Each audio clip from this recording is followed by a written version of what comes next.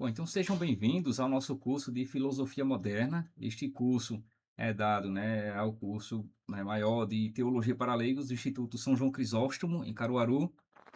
Embora os participantes são de diversas regiões, não só de Pernambuco, tem de Alagoas, tem de Bahia, tem, enfim, vários outros estados.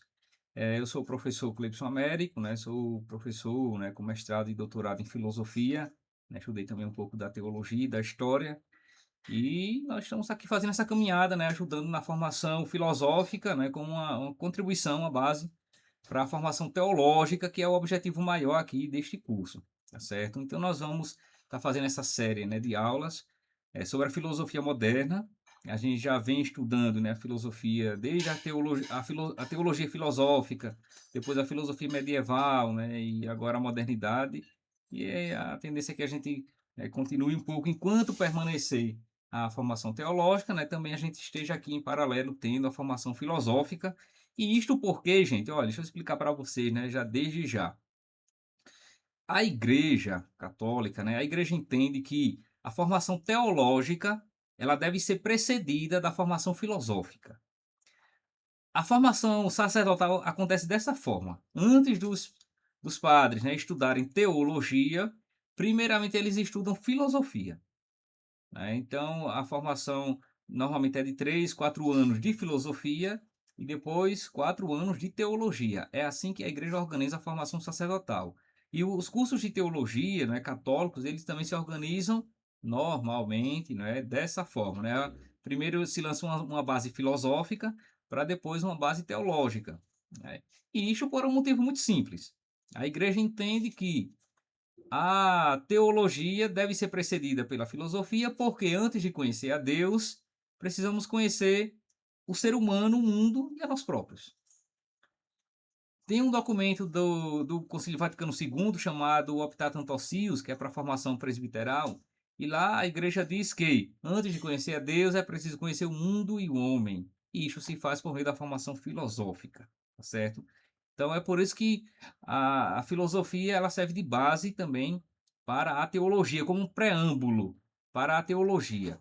Porque, gente, veja, a teologia ela tem bases, não é, nas Sagradas Escrituras, primeiramente, obviamente nas Sagradas Escrituras, na tradição da igreja, mas o instrumental que serve para construção, de toda a sistemática, de todo o discurso teológico, é um instrumental filosófico. Ou seja, a teologia ela se serve da filosofia desde sempre, viu? Isso não é de agora não, Desde o comecinho, quando começa a surgir a teologia, ali pelo século segundo, terceiro e quarto, sobretudo, que já se tinha dado o encontro da fé cristã com a filosofia, e a teologia começa a usar bases filosóficas, a linguagem filosófica. E até hoje é assim. Até hoje, quando, por exemplo, os papas, eles lançam seus documentos, os documentos da igreja, eles sempre começam suas reflexões teológicas com bases filosóficas. Normalmente é assim, não é? Os documentos da igreja, dos pontífices, as declarações sempre têm bases filosóficas, tá certo?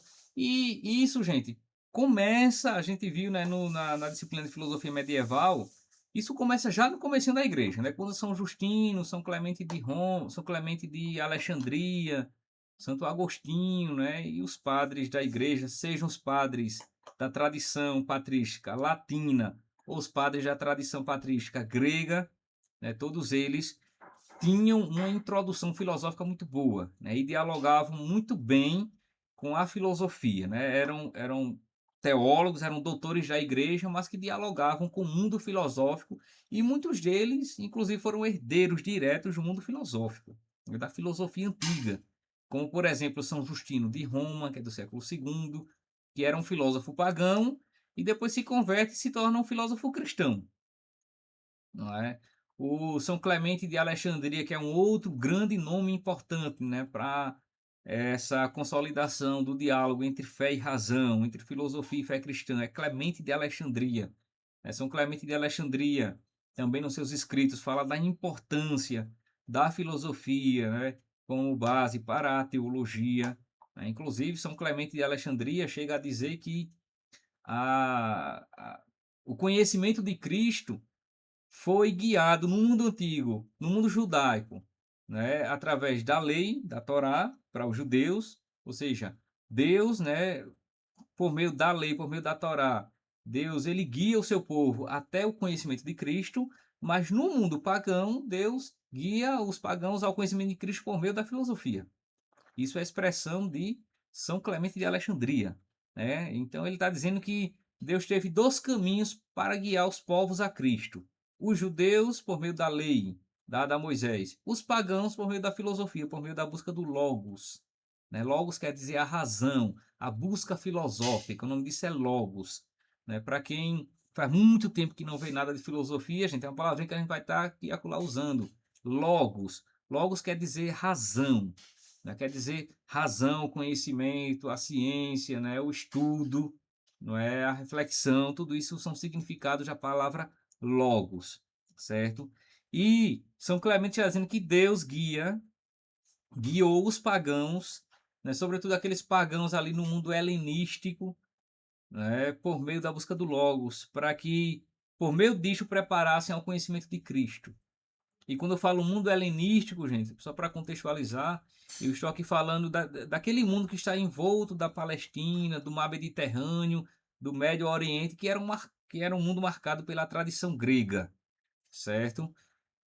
E nós falamos assim, né, em uma cultura greco-romana. A cultura greco-romana era uma cultura helenística, ou seja, era uma cultura marcada pela cultura grega. Helenística, o helenismo é um outro nome dado à cultura grega, né? Grécia também se chamava de helenica, né? Ou Helena, né? Porque os gregos também chamavam de helenos, é porque isso fazia referência a uma rainha, né, na mitologia grega, a rainha Helena, certo?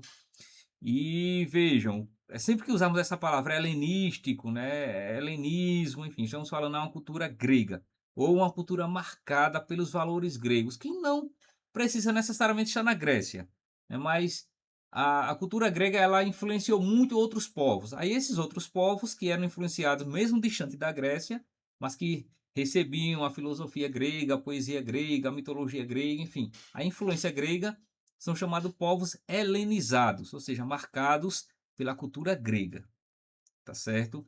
E olhe, à medida que eu for falando, gente, quem for tendo qualquer dúvida, pode levantar a mão, né, e fazendo perguntas, porque como alguns aqui não estudaram a filosofia antiga e medieval, então pode ser que alguma coisa, né, você voe, né, mas é só perguntar, viu? Não fique voando não, né? Para aterrissar é só perguntar e a gente aqui esclarece, não tem nenhuma dificuldade, tá certo? O que importa é que todo mundo possa entender bem e a gente fazer uma caminhada juntos, como turma, viu? Porque a nossa caminhada aqui não será uma caminhada apenas com alguns, né, que já estudaram filosofia medieval, teologia filosófica, não. A caminhada aqui será com a turma. Então, quem não estiver ainda bem familiarizado com todas as terminologias, as ideias, os autores, né, que eu for citando, pode ficar bem à vontade para perguntar e a gente aqui vai tentando esclarecer, tá certo? Até aqui tá tudo claro, gente, para todo mundo? Bom, então tá certo. Bom, então vejam. Antes de começar a falar da filosofia moderna propriamente dita, né? Então, nesta primeira aula a gente vai se situar um pouco na história, né? Para entender como surge a modernidade, enfim, né? E é preciso aqui dar alguns preâmbulos para que a gente se situe bem no que é modernidade, certo? Certo? Antes disso, né, de falar o que é modernidade, vamos só entender um pouco como é que a modernidade se situa num contexto maior de história e de filosofia universais, tá certo? Eu vou fazer aqui uma linha do tempo, né, para a gente entender em que período, em que pedacinho está a modernidade, tá? É... E claro, isso aqui essa datação que eu vou fazer, essa linha do tempo, ela é uma datação aceita por muitos historiadores, mas tem outros tipos, outras interpretações, tem, certo? Eu vou falar aqui uma das mais aceitas, uma das que são mais convencionadas e interpretadas, né, na academia, tá certo? Então, vamos ver aqui. Josiane é agora, viu? 75, 45. Tem jeito não, Felipe, estamos condenados. Mas vai dar certo. Já esteve pior, repare, já esteve pior.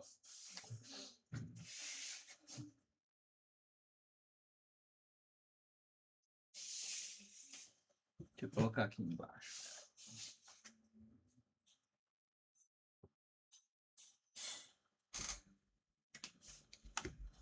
Aí deixa eu colocar aqui e depois vocês escrevem, certo? E nós vamos ter o quarto milênio. Milênio, ou seja, 4.000 antes de Cristo, né? Lá no 476 depois de Cristo, o ano 1453, 1789. Bom, se ficar muito clarinho, mas eu vou repetir aqui para vocês, tá?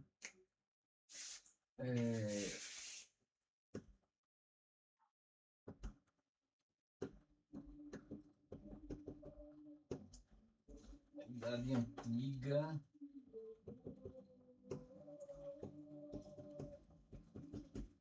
Idade Média.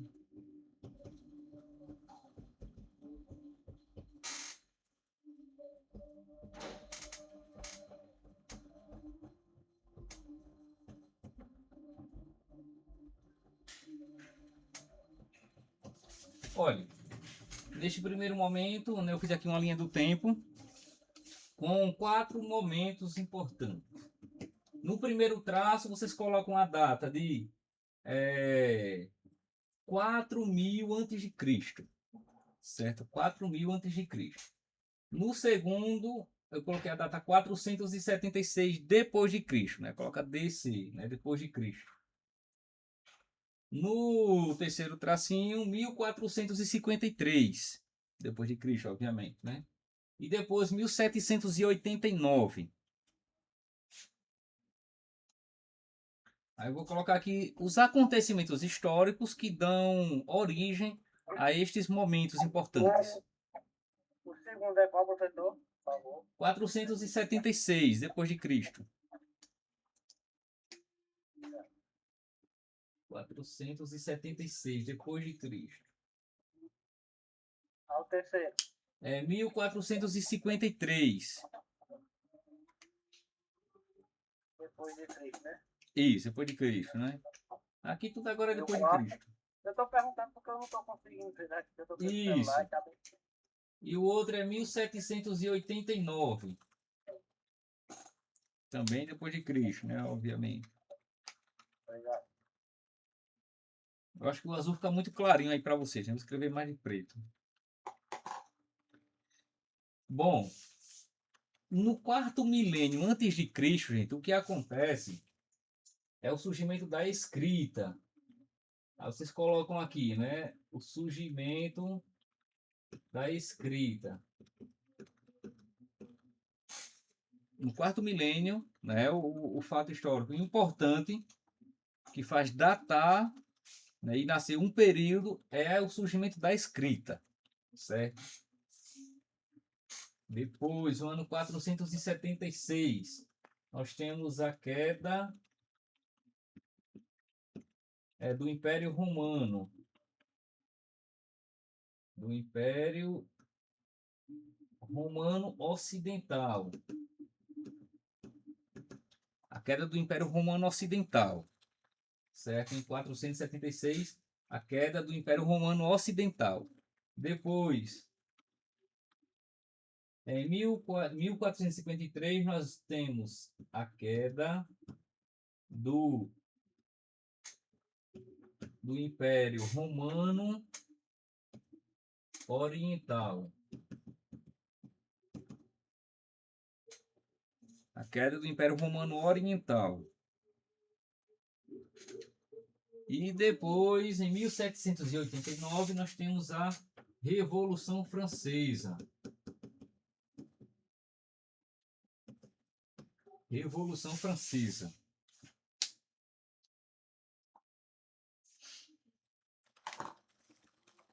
Dúvidas podem ir perguntando.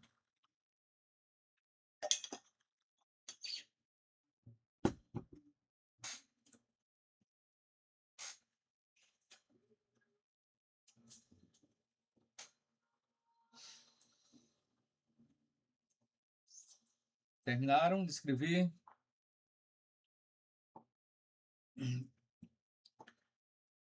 Pronto.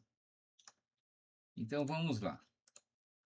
É importante fazer essa contextualização, né, cronológica para que a gente entenda onde está situado a modernidade. Veja, a gente começa a datar a história, gente, e claro, e como falei, isso é uma interpretação, né, uma das mais aceitas, mas tem outras, obviamente, né, a partir do surgimento da escrita, no quarto milênio antes de Cristo, com os sumérios na Mesopotâmia.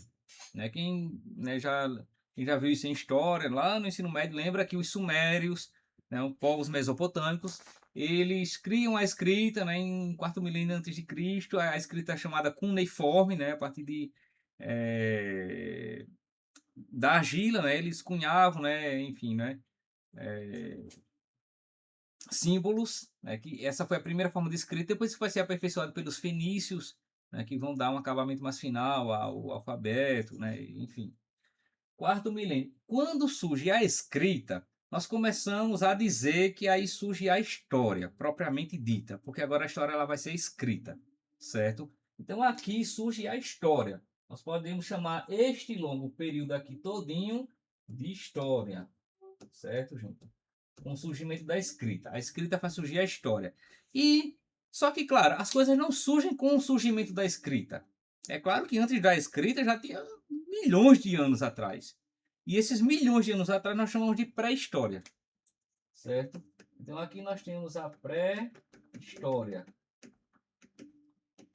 Pronto. Todo este período, né, de quando Deus criou o mundo até o surgimento da escrita, nós chamamos de pré-história. Tá certo? Desde lá o Big Bang, sei lá, a pré-história. Aí a pré-história também tem seus períodos, né, do Paleolítico, do Neolítico, da Idade dos Metais, né, toda aquela sucessão até chegar à escrita para começar a história propriamente dita, certo? Aí aqui no quarto milênio antes de Cristo começa a história e este período até o ano 476 nós chamamos de Idade Antiga. Nós estamos aqui na Idade Antiga, tá certo, gente? A Idade Antiga.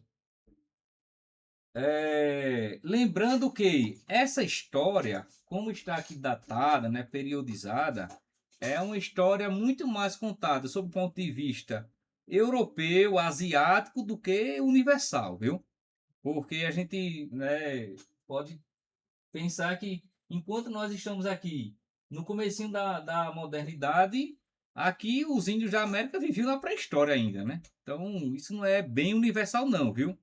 É uma forma, como falei, é uma interpretação, uma das mais, né, disseminadas, obviamente, mas tem outras datações, outras periodizações, beleza?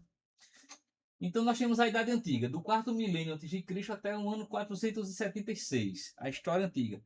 Que o fato importante aqui em 476 é a queda do Império Romano Ocidental.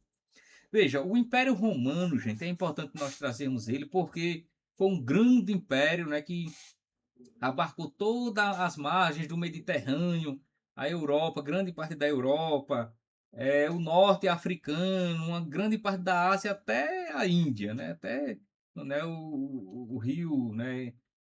Os rios ali na Índia, certo?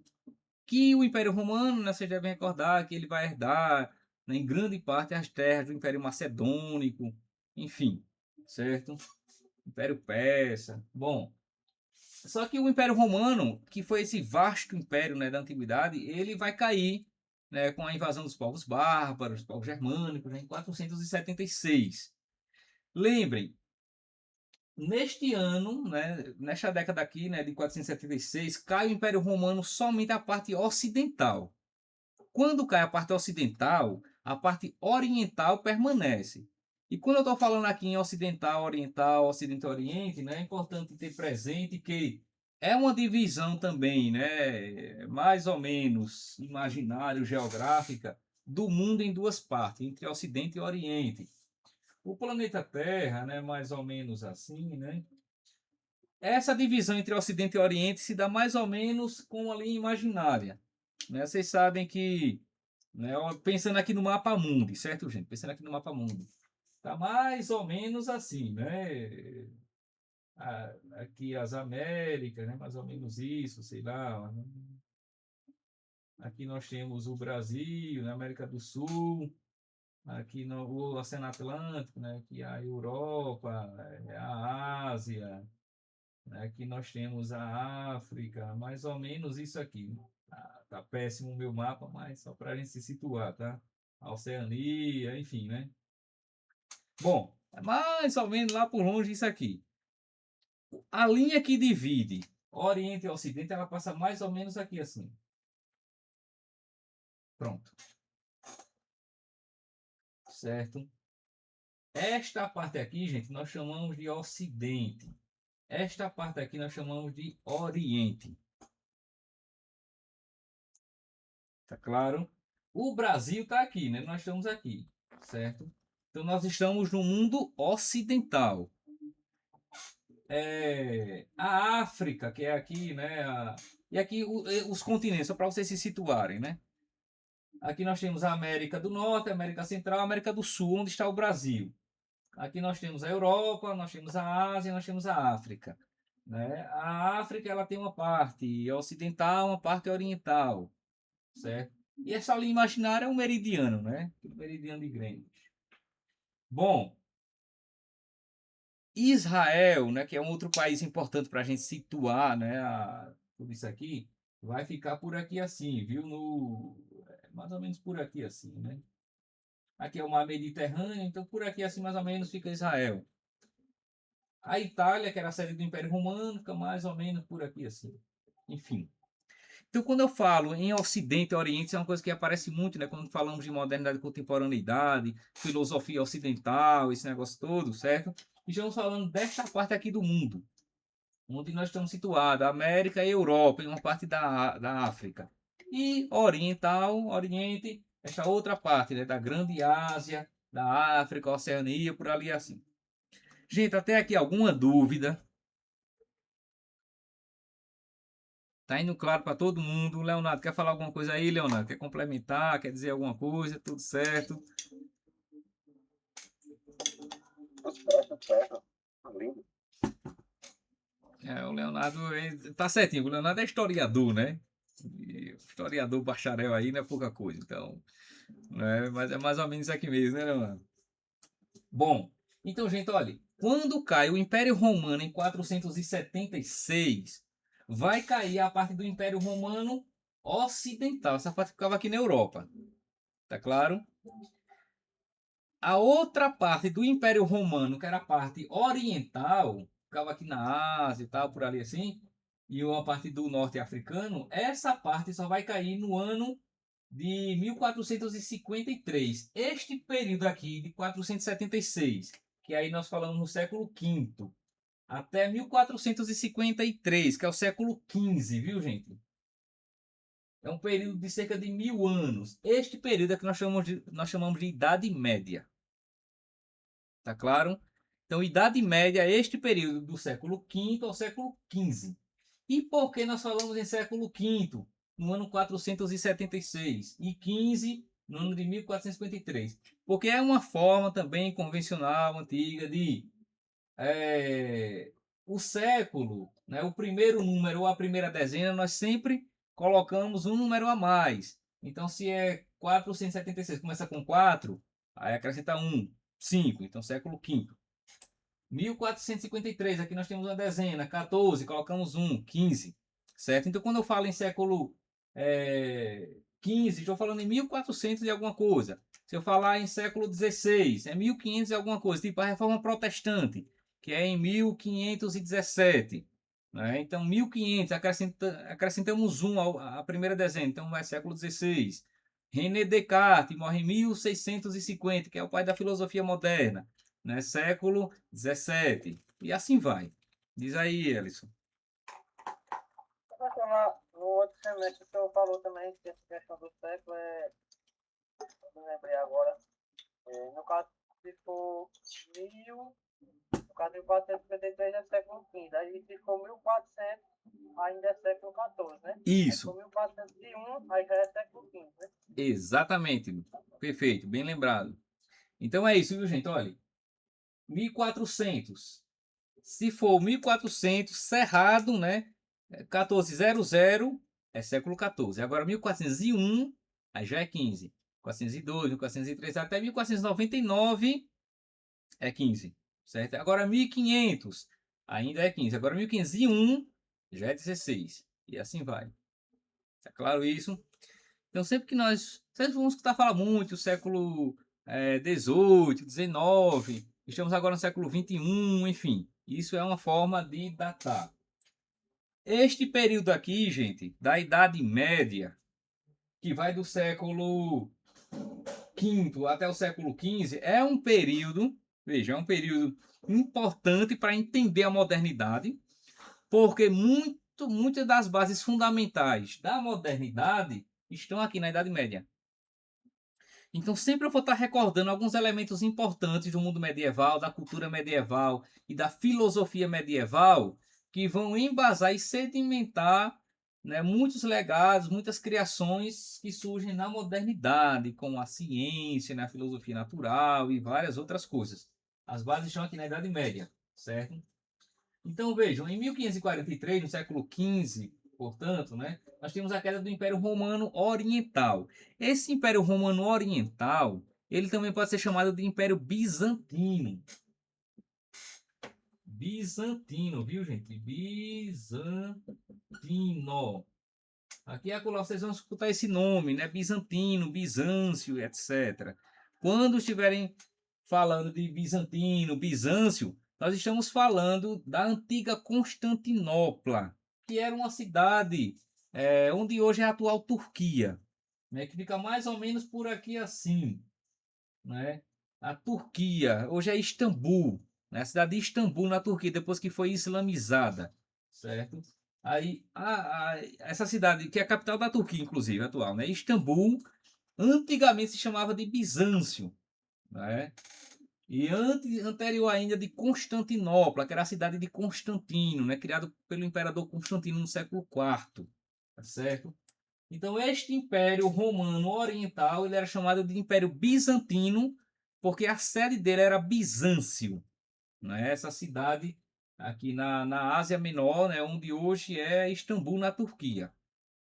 Então, Império Bizantino e Império Romano Oriental é a mesma coisa. Tá claro isso? E só para recordar, se a sede do Império Romano Oriental era Bizâncio, onde era a sede do Império Romano Ocidental? Eu não vou nem, né, dizer o Leonardo que responde, porque ele já sabe, mas aí outra pessoa aí responde. Quem recorda onde era a sede do Império Romano Ocidental?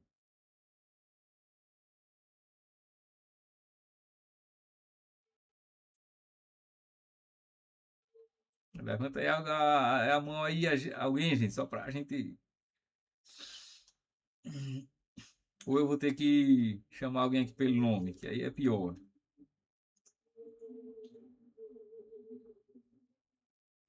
Roma. Roma, perfeitamente, tá com Roma. A sede, gente, do Império Romano Ocidental era Roma, certo? Então eram as duas capitais do Império, Roma e Constantinopla. Bizâncio, mesma coisa, né? Eram as duas sedes. A primeira cai no comecinho, e isso dá início à Idade Média, e a outra cai no finalzinho, que dá fim à Idade Média e início da modernidade. E isso do ponto de vista historiográfico. Porque do ponto de vista filosófico, a gente vê que vai ter uma variação, certo? Porque nem sempre a modernidade considerada do ponto de vista historiográfico corresponde exatamente à modernidade do ponto de vista filosófico ou sob outros pontos de vista, certo? Então, se nós temos aqui no século XV o início da modernidade para a historiografia, para a filosofia, né, a modernidade já vai surgir mais no século XVII mesmo, com René Descartes. É ali que nós consideramos o início mesmo, ele o pai da filosofia moderna, é com René Descartes, né, ali no ano de 1630, 40, enfim, ele morre em 1650, tá certo? Então nós temos ali uma diferença de quase que 2 séculos, né? Então, se a consideração é do ponto de vista historiográfico, nós temos uma datação, se a consideração é do ponto de vista filosófico, nós temos outra datação, né? Que não está tão distante assim, mas também não corresponde exatamente. E isso por motivo simples, né? Porque vejam, os fatos, eles preparam as reflexões filosóficas. E também o inverso é ao contrário, né? As meditações filosóficas preparam novos fatos, novas mudanças, novas revoluções. Então nós temos uma dialética aí entre fatos e pensamentos, né? Entre filosofia e história, né? Os fatos motivam as meditações filosóficas, mas também as meditações filosóficas elas motivam o surgimento de novos fatos. A gente vai ver isso, né? Que muitas das ideias filosóficas elas vão dar surgimento a fatos históricos, a mudanças, a revoluções e tudo mais, certo? Bom, aí vejam, aqui nós temos, como eu falei para vocês, o início da Idade Média, em 476. E um pouquinho antes, aqui no século I, nós vamos ter um acontecimento importante. Não é? Quem recorda o que é que acontece aí no século I, gente? O surgimento da escrita. Não, o surgimento da escrita está aqui no quarto milênio antes de Cristo, Ah, né? E aqui no século I, século I, quem lembra o que é que acontece? 4 séculos antes, né, da queda do Império Romano.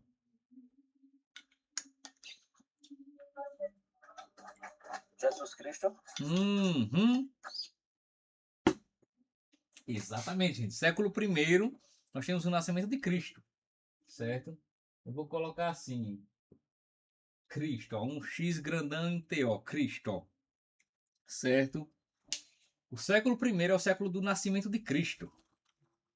Aí vejam, o século do nascimento de Cristo, ele também é importante para a historiografia, sobretudo ocidental, porque a partir disso nós dividimos a história de uma outra forma também, antes de Cristo e depois de Cristo, certo?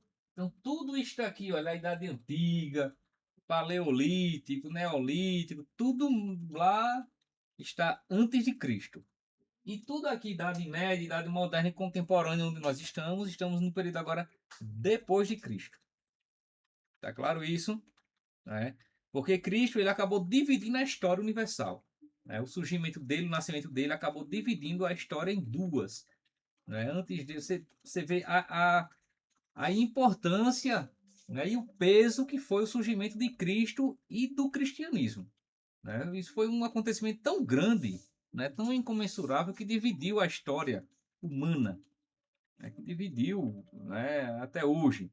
Né? Nós já estamos assim. Claro que isso também hoje em dia é contestado, né? Porque, sobretudo por causa do diálogo interreligioso, então alguns querem dizer antes já era comum, depois já era comum, né? Para não dizer Cristo, porque aí acaba centralizando muito em Cristo, sobretudo os não cristãos, né? Enfim, né? Religiões orientais, aí tem essa discussão, mas de modo muito aceito e generalizado no mundo ocidental, nós já estamos assim. Tanto que nós estamos no ano de 2026 do nascimento de Cristo, certo? Então, nós seguimos o calendário do nascimento de Cristo, por causa do cristianismo. Você vê que a influência cristã na sociedade é gigantesca, né? A começar pelo próprio calendário. O ano que nós estamos, tem como referência o nascimento de Cristo. Por isso que estamos em 2026, do nascimento de Cristo. Já aqueles países em que eles não foram cristianizados, né? A civilização não surge em torno do cristianismo, como é o caso né, dos países ocidentais, eles têm outro tipo de calendário, outro tipo de datação. Então, se você vai para o mundo islâmico, eles não estão em 2026. Eles vão dizer que estão em outra data, porque eles vão colocar como referência o profeta Mohammed, o profeta Maomé, né? A ida dele de Meca até Medina, ali pelo ano 632, mais ou menos isso. Então nós vamos ter uma outra datação ali para o mundo islâmico. Para o mundo judaico, né, palestinense, também uma outra datação. Lá para o extremo oriente, né, Índia, China, Japão, outra datação. Porque vai depender do ponto de referência que, em geral, tem matriz religiosa. Porque, gente, olha, as civilizações, é uma coisa importante a gente ir percebendo, as civilizações, todas elas, todas as grandes civilizações, elas têm matrizes religiosas.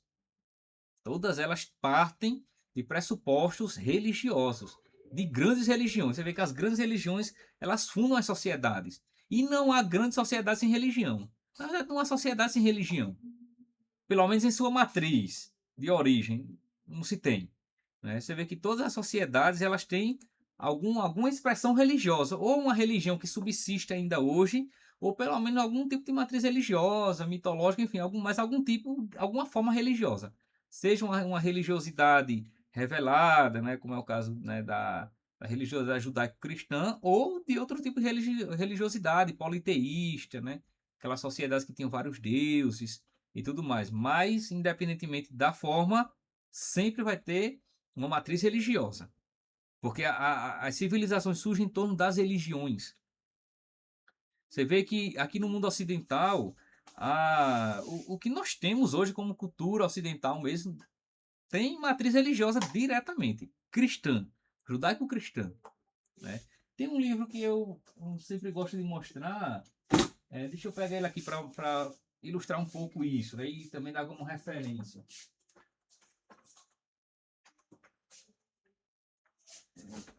Onde é que ele está? É este daqui. Pronto, um livro, gente, importante, né, para entender, né, um pouco mais disso aqui que eu estou falando para vocês. É isso aqui, viu? Como a Igreja Católica construiu a civilização ocidental. Depois eu vou colocar a foto dele lá no grupo, né? Para que, né, quem não leu, é um livro muito bom, viu? Importante. É de um historiador americano, Thomas Hobbes. Ele escreve, entre outros livros importantes, esse daqui, né? Como a Igreja Católica construiu a civilização ocidental. É neste livro aqui que ele mostra, né? Que ele vai tentando demonstrar como a nossa civilização, em termos de cultura, de artes, de literatura, de direito, não é? De moralidade, de organização política, jurídica, né? Artística, enfim, né? Como tudo isso tem bases cristãs e que a gente não se reconhece enquanto homem ocidental sem essa referência cristã. Né? Porque quer queira, quer não queira, mesmo os não cristãos, eles têm matrizes cristãs na cultura pessoal até, né? Então não dá para fugir disso aí. Entende? Você vê que quando a gente pensa, por exemplo, no matrimônio, veja que o matrimônio, né, o casamento, como ele é pensado, hoje em dia ainda é assim, né? Está meio que entrando em colapso, mas ainda hoje é assim. Ele é pensado do ponto de vista monogâmico, tal qual o cristianismo nos ensinou. Você vê que hoje em dia, quando você pensa em casar, mesmo o não cristão, né? O cara não é católico, não é protestante, não é nada. Mas quando ele pensa em casar, ele pensa em ter uma esposa só para ele. E ela tem uma esposa só para ele. Ninguém pensa em dividir com ninguém, né? E esse modelo monogâmico é um modelo judaico-cristão. E isso está na raiz do nosso pensamento, que deve ser assim, porque nós fomos civilizados com esses valores, né? Esses códigos morais que são de matriz religiosa judaico-cristã fazem parte do nosso ethos cultural. Então a gente pensa dessa forma. A gente acha que o correto é dessa forma. Por isso que, né, quem tem o seu marido e sua mulher não quer dividir com ninguém, porque a gente aprendeu por causa desse código moral cristão que está na base da civilização e da cultura, que deve ser assim, entende? Já se você vai para uma cultura islamizada, eles não entendem assim, né? Eles não têm esse ponto de referência monogâmico. Não. É muito comum na cultura o casamento entre homem e várias mulheres. Ou em culturas indígenas, ainda hoje é muito comum, porque o ponto de referência, a matriz é outra. Mas todos aqueles países que sofreram uma forte influência cristã, eles pensam um código moral ético e de organização familiar, política, jurídica, sob bases cristãs. Então, neste livro aqui, né, o Thomas Hobbes, né, ele vai tentando demonstrar isso, né, como a igreja ela constrói o que nós entendemos como civilização ocidental e como nós, para nos reconhecermos enquanto pessoas ocidentais, né, do mundo aqui, ocidental, brasileiro, enfim, latino-americano, a gente não pode se reconhecer sem essa referência a uma matriz cristã. Tá claro isso, gente? Querem perguntar, querem acrescentar, falar em alguma coisa?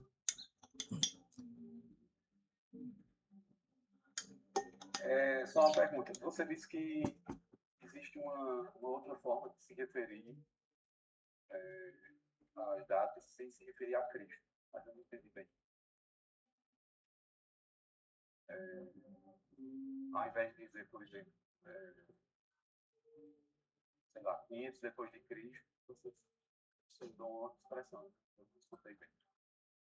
Sim, porque, tipo, nos países de maioria muçulmana, por exemplo, né, os países islâmicos ou islamizados, eles vão ter como referência o profeta Mohammed, o profeta Não, Maomé. não, mas você falou no mundo cristão mesmo. É, como se houvesse uma sugestão de uma outra. Ah, antes já era comum, depois já era comum. Foi Como? isso? Antes já era comum e depois já era comum. Ah, certo. Que aí, em vez de colocar é, antes de Cristo, eles colocam, né? Antes de Cristo, coloca antes da era comum, ou depois da era comum. É uma forma de tentar, né, mediatizar ali entre cristãos e pessoas de outras religiões, né, não cristãs, entende? É uma outra forma. Aí isso, gente, é Professor, bastante múltiplo, viu? Sim. professor, no caso os judeus, eles usam esse termo antes da Era Comum? Não. Quando se está naquela coisa do diálogo interreligioso, é que para convencionar uma coisa mais comum a todos, né, para que todo mundo se situe, aí hoje, que isso é uma coisa muito recente, isso não é muito antigo não, viu? Isso é mais ou menos recente mesmo, tipo, é do último meio século para cá, né? Então, se apela a isso para isso, antes já era comum, depois já era comum, mas o judeu ortodoxo, o palestinense mesmo, ele não data assim. E nem vai dizer que está em 2026, né? Ele tem outra datação. Como o muçulmano tem outra datação, como o zoroastrista tem outra datação, o indiano, enfim. Entende? Aqui no Ocidente, nós seguimos o calendário gregoriano, que ele é estabelecido em 1582, né? Que é o calendário estabelecido pelo Papa Gregório. Este calendário, gente, o calendário gregoriano, ele é o que, né, normatiza o nosso calendário ocidental, tá certo? Acho que vocês já escutaram falar dele, né? Possivelmente o calendário gregoriano é do Papa Gregório, Papa Gregório XIII. Gregório XIII, em 1582, né? Porque aí foi uma forma que o Papa Gregório XIII, né, teve de unificar, pelo menos os países cristãos, em torno de um único calendário, tendo como matriz, né, como ponto de referência, o nascimento de Cristo. Pronto, a partir dali dá mais ou menos uma uniformização nos calendários dos países ocidentais cristãos, tá certo? Até aqui tudo claro? Mais alguma pergunta? Pode ir adelante. Bom, aí vejam, nós terminamos aqui no século XV, né? A Idade Média, e com isso nós temos início à Idade Moderna, certo? Que a Idade Moderna, ela vai do século XV até o ano de 1789, que portanto é século... Diz aí, Ellison. 18. Exatamente. Então, do século XV até 1789, o século XVIII. Deixa eu apagar isso aqui que já está um monte de coisa. Aqui você sabe que é a idade contemporânea, né? Século XVIII. Do século XV ao século XVIII nós temos a idade contemporânea. Então, 15, 16, 17, 18. Nós temos cerca de 3 séculos para a idade contemporânea, certo? E o fato que vai, né, pôr um fim, né, entre aspas, né, aí o período moderno, para dar início a um outro período na história ocidental, é a Revolução Francesa, certo? A Revolução Francesa, né, todo mundo aqui já deve ter escutado falar, pelo menos longínquamente, né, na época da escola, sobre Revolução Francesa. E esta Revolução Francesa, ela acaba sendo um, um acontecimento histórico importante porque revolucionou não somente a França, mas exerceu uma influência muito grande na Europa e depois também nas Américas.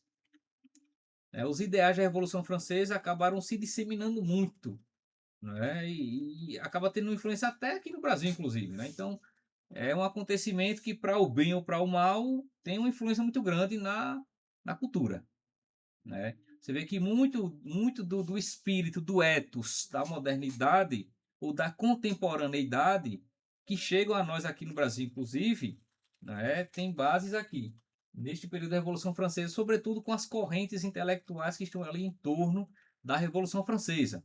Nós vamos estudar um pouco delas, né? O iluminismo, o positivismo, a mentalidade cientificista, né? Tudo isso aqui nesse entorno da Revolução Francesa. E a partir daqui, gente, da Revolução Francesa, aí nós vamos ter a Idade Contemporânea, que se estende até os nossos dias. Então nós estamos na contemporaneidade. Que isso também é problematizável? Né? Há aquela linha de historiadores que diz, olha, a gente já não é contemporâneo, tanto quanto o pessoal daqui, né? A gente já talvez já esteja numa outra era, né? Aí alguns vão, né, criar outros nomes, talvez. Alguns falam em pós-modernidade, né? Enfim, modernidade tardia, enfim, né? Os nomes aí vão dar uma variada, ainda não há um consenso muito, né, certo quanto a que período é que nós estamos. Mas, para fins né, de situalização, nós estamos no período contemporâneo, na idade contemporânea. Tá certo? Bom, essa linha do tempo, ela é importante que fique bem clara assim, né, em nossa mente, porque muita coisa ao longo aqui das aulas eu vou estar citando e é importante que você esteja essa linha do tempo presente na sua mente, bem arrumadinha para que você saiba de onde é que eu estou falando, do que eu estou falando. Então, né, depois, durante a semana, né, dever de casa, aí vocês pegam essa linha do tempo, é bom reescrevê-la. Você escreve, né, reescreve, pode aprofundar um pouquinho, né, brevemente esses acontecimentos, que é para você ter essa linha do tempo cronológica, né, clara na sua mente. Porque, tipo, eu vou estar falando aqui às vezes, olha, gente, é, a ciência moderna tem suas fontes lá no século XIII. Pronto, você tem que saber que século XIII está situado aqui, na Idade Média, entende? A pintura, a arquitetura tem suas bases lá no estilo românico, no estilo gótico. Você tem que saber que está ali, né, do século XI e tal, enfim. As universidades estão ali no século XII, no período medieval. Ou aqui na modernidade nós vamos ter traduções das obras patrísticas, né? A patrística está lá, né, no século IV, século V, enfim. Certo, gente? Bom, então quanto a isso, é, até agora acho que deve estar ficando claro para vocês. Aí vejam, o período moderno, né, como eu estava dizendo para vocês, este período, que é apenas historiograficamente falando 3 séculos, ele é um período que ele sucede diretamente o período medieval, e por ele suceder diretamente ao período medieval, ele tem, né, uma influência muito grande da Idade Média. Então, para você entender a modernidade, né, é bastante importante entender, pelo menos assim, o básico das linhas gerais do que foi a Idade Média. Então, seria bom, inclusive, né, já que estamos na primeira aula, nessa semana, né, quem ainda não tem uma boa introdução à Idade Média, ler um pouco sobre a Idade Média. Né, o que foi a Idade Média, quais são os acontecimentos principais da Idade Média, a relação entre religião e cultura durante a Idade Média, os principais pensadores medievais, as principais ideias da Idade Média que influenciam na modernidade. Seria bom dar uma pesquisada boa sobre isso, gente, porque aí você vai conseguir se situar melhor, né? E muita coisa que eu for aqui falando e eu vou estar fazendo referência, quando eu fizer essa referência, você vai saber mais claramente do que é que eu estou falando, né? Então vocês aproveitam aí esta semana, e como nós vamos entrar agora no período né, de carnaval, aí, em vez de estar em carnaval, vocês vão estudar. É a melhor coisa que você vai fazer nesse carnaval é passar o carnaval estudando, lendo sobre Idade Média. Vai ser um verdadeiro investimento na sua vida, na sua cultura, né, pessoal, individual. Vai ser um ganho que você não vai se arrepender nunca mais na sua vida. Vai passar o carnaval lendo sobre Idade Média. Não, Leonardo, diga aí, Felipe. Isso é uma coisa boa. O pessoal só tem a ganhar com isso. A Marli, pelo riso da Marli, eu acho que é o que ela pretende, né? Livro sobre Idade Média. Podem adquirir esse aqui. Existe também o PDF dele, né? Como a Igreja Construiu a Civilização Ocidental, vale muito a pena. Livro muito bom. Enfim. Bom, então vamos fazer o seguinte, gente. É só para a gente dar uma breve paradinha para um breve recreio, né? A gente vai parar 5 minutinhos. Vocês podem ficar aqui na sala mesmo, né? Eu vou só fechar aqui a gravação. Vocês permanecem aqui, não precisa ninguém sair. E daqui a 5 minutinhos a gente retorna, tá certo? Então, até breve.